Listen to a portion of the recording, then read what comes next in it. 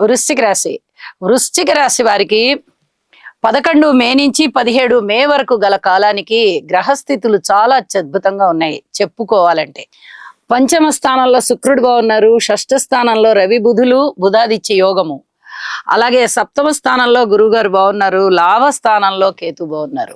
అత్యద్భుతమైనటువంటి గ్రహస్థితులే ఇవి.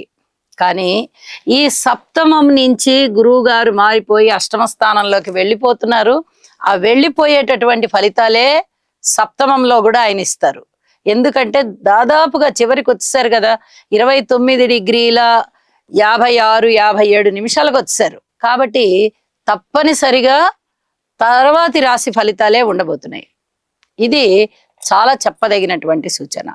అయితే ఇప్పటి వరకు గురుబలం చాలా బాగున్న కారణం చేత చాలా చాలా అద్భుతమైన ఫలితాలని వృశ్చిక రాశి వారు చూశారు.